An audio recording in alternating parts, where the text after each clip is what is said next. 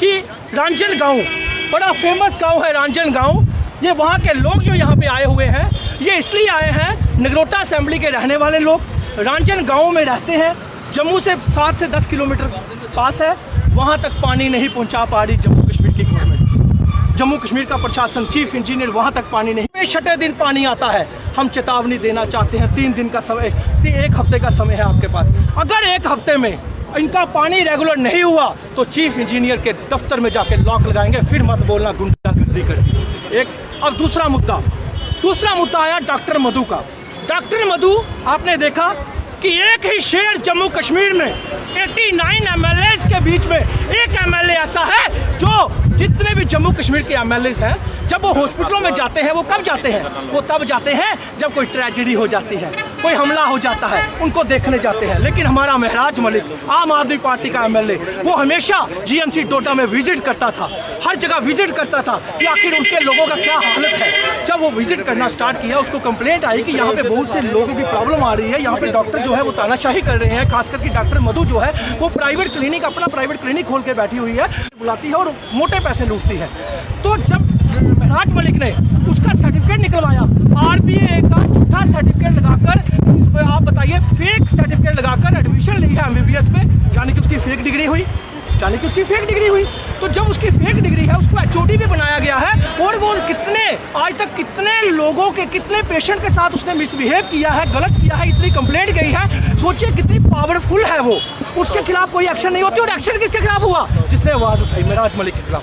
हमें कोई शक नहीं हुआ, क्योंकि हमें पता है जम्मू कश्मीर में इतनी तानाशाही चल रही है कि आप लोग वही उसी के ऊपर एफआईआर होगी जो आवाज़ उठाएगा। क्योंकि ये चोर मुसेरे बाई का सिस्टम बन गया है। प्रशासन जो है वो चोर मुसेरे बाई का रिश्ता निभाता है। लेकिन मैं पूछना चाहता हूँ और कहना चाहता हूँ डीसी डोडा को, प्रशासन डोडा को, कि अगर डॉक्टर मधु को नहीं हटाया गया, अगर डॉक्टर मधु के आरबीए झूठे सर्टिफिकेट के ऊपर जो एमबीबीएस की एडमिशन हुई है, अगर उसको नहीं हटाया गया, और कुछ लोग नालायक लोग कहूंगा मैं, जो हिंदू मुस्लिम करने की कोशिश कर रहे थे, इसमें भी एक महराज मलिक, वो सिर्फ मुस्लिम नहीं है, महराज मलिक ने हिंदू मुस्लिम सिख ईसाई की बात की, और ऊपर वाले ने रात को ही तमाचा मार दिया उनके मुंह पे, रात को ही तमाचा मारा। कल रात को एक बुजुर्ग आदमी जिसका नाम अनंत राम है, हिंदू है, वो अपने पोते को लेकर जीएमसी डोडा में जाता है रात को 11 से 12 बजे के बीच में। वो स्ट्रेट टॉक पे न्यूज़ भी चली है। और वो जब स्ट्रेट टॉक पे न्यूज़ चली है, जब वो जीएमसी डोडा जाता है तो वहाँ का स्टाफ उसको कहता है कि मेरे पोते को यूरिन में ब्लड आ रहा है। कहता जाइए नाई के पास कटवा लीजिए, यानी कि सैलून बार्बर के पास जाके कटवा लीजिए। ये डॉक्टर की लफ्ज़ है, ये डॉक्टर का बिहेव है एक आम आदमी के साथ। अब मुझे बताइए, वो हिंदू था और उसने फ़ोन किसको किया? महराज को। रात को 12 बजे उसने फ़ोन उठाया और बात की। ये होता है एमएलए। आप मुझे बताइए, जम्मू के 28 एमएलए जीते हैं, क्या कभी जीएमसी जम्मू कश्मीर में, जम्मू में कभी वो गए? कभी वो कब जाते हैं? जब आतंकवादी हमला होता है, जब ट्रेजेडी होती है, तब जाकर अपनी फोटो सेशन करवाते हैं और बस।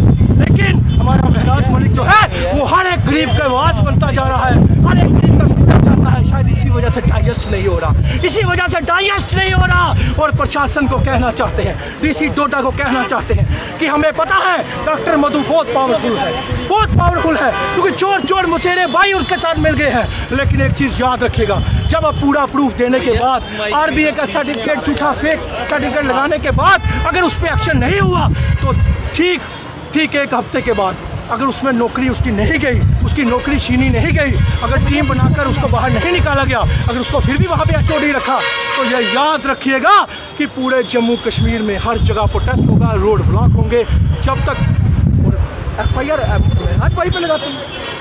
जो ईमानदार है, जो लोगों की आवाज़ उठाता है, बनने के बाद भी सुनवाई नहीं, वहाँ के लोगों का भाई साहब